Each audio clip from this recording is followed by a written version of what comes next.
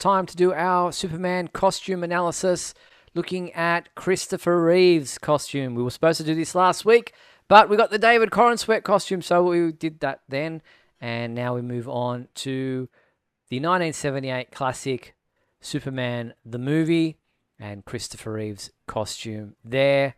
And this is not going to be a difficult one to cover, so let's get through it. Let's start with the cape. And firstly, it's got the S on the back, so everybody's happy, and it's what everyone kind of imagines the S to be. It's a yellow and black version of it, with the black outline. I know it's not necessarily always got to be there, but fans always point out when it's not. So, Michael, you're happy with the S on the back?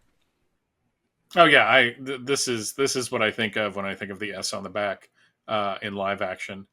The George Reeves had it, but it was the same. The S was the same color as the cape, which was an interesting look. But this is it just pops. It's. I think this is why they used that particular bit of animation in Smallville years later. Mm-hmm. But no, I absolutely love this. Of all of the suits that have had the S on the cape, this is my favorite. And Mark, we look at the way that the cape attaches to the shoulders. This is my favorite way of having it, where it's tucked in underneath the collar and then drapes over regally over the shoulders. Your thoughts on that part of the cape?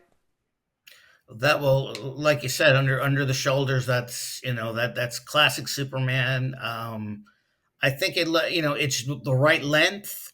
It's not, it could be longer or short. It's just where it should be. Of course, I love the yellow S on the back. I mean, that's just, when I was an 8-year-old kid, that's to me this was Superman, and that so that yellow S on the back is just so recognizable. Exactly. Otherwise, it's just a red piece of cloth hanging from his shoulders. But I love the length of the cape here. It kind of comes halfway down through the calf muscle area, which I think is the perfect length. It's not too short, not too long. So we have a pretty good cape, I think we all agree. And then we look at the body of the costume. This is the spandex. This is the lycra that most people are after when they're talking about a Superman costume. Has a little bit of a cuff there on the, but I mean that's just more for the sake of you've got to do something when you're stitching something together. It can't just not have anything, otherwise it doesn't. It just starts to fray. But very simple. There are no lines. There are no designs.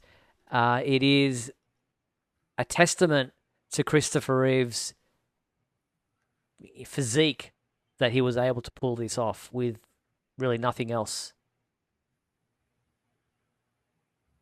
Yeah, I always liked the little cuff at the end of the sleeves. I don't know why when they brought the traditional suit back with Action Comics 1000 and they added those little bracelets, I was a little annoyed. But I always liked this. I guess it's kind of grandfathered in. It's funny that with all the discussions of the new suit.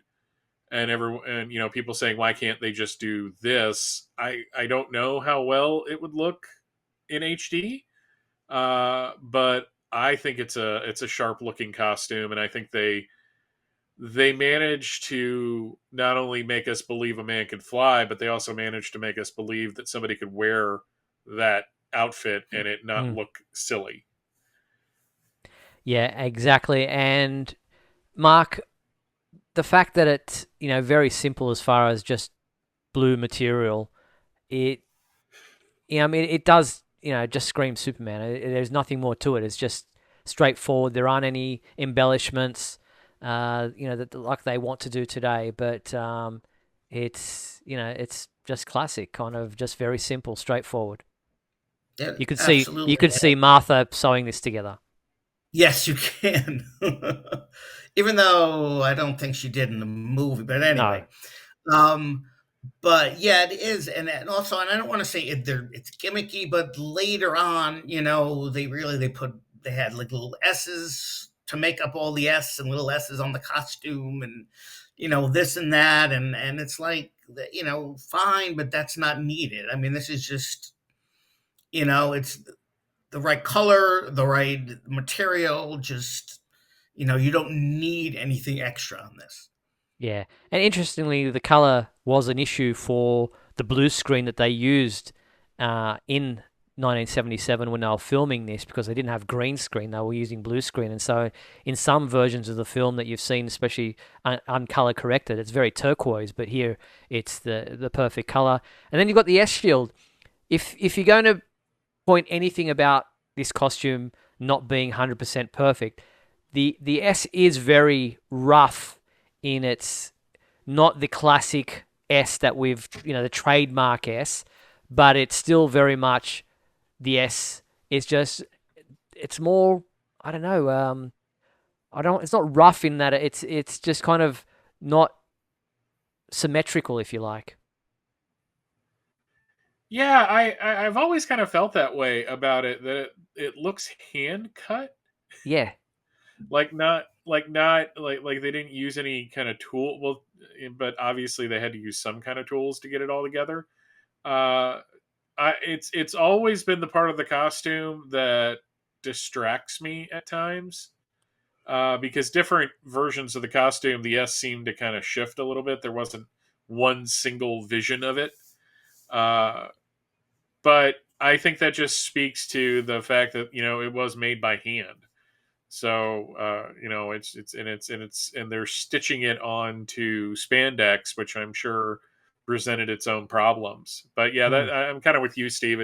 It always looked a little like Martha literally like made that for him to put on the chest. And the thing is, it comes from Krypton. It's not necessarily an S.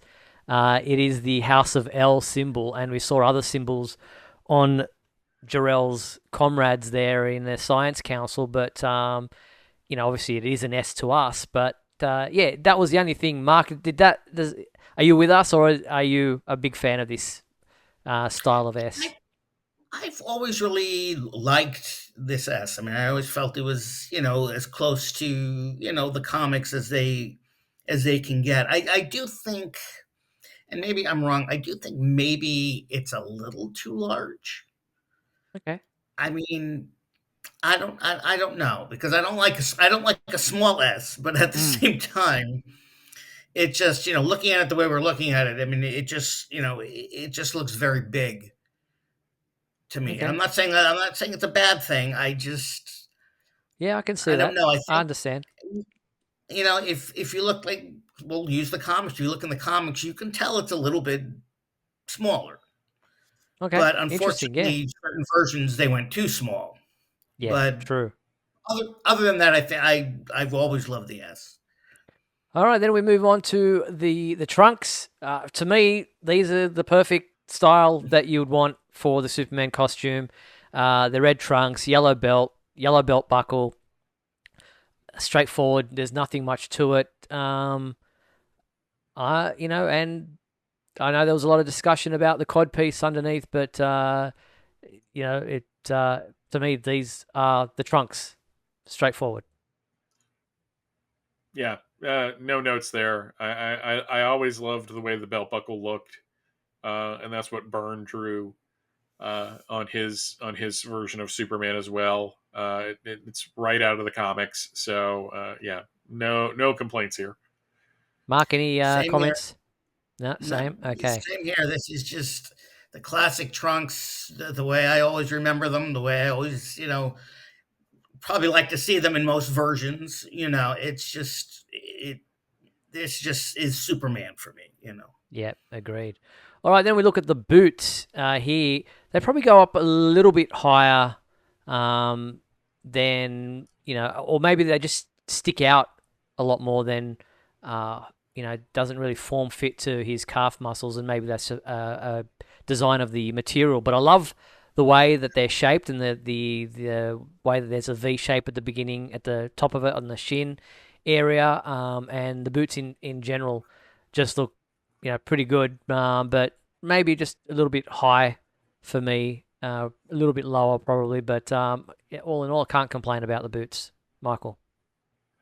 It's funny you say that because I think that's the right length for the boots. I mean, if you look at like Brandon Routh's costume from the Crisis episodes, the boots there look a little short or shorter than they need to be. Hmm. Uh, but I always liked the boots because you got to kind of see that they weren't like stockings basically, Right. which is Okay. what when we were kids what we would use. Like the scene where he's standing on the building and we see it from the vantage point of his feet. You could see, oh, these are actual shoes and not like just something that was kind of stitched together to make it look like a boot. Hmm. Yeah, Steve, I can see where you're saying that it seems a little bit higher, but it also depends on the size of the actor too. I think. So I like the boot. I mean, this costume as a whole. I mean, I've just never had any real problem with it. Yeah. Yeah, we can nitpick, but beyond that, I mean, really never had problems with the boots. Yeah, fair enough. All right, and then you got Christopher Reeve himself, the face, the hair. That's the perfect hairstyle for me as far as Superman is concerned. The waviness of his hair, whether there's a wig on or not. I know he did wear wigs in some of the films.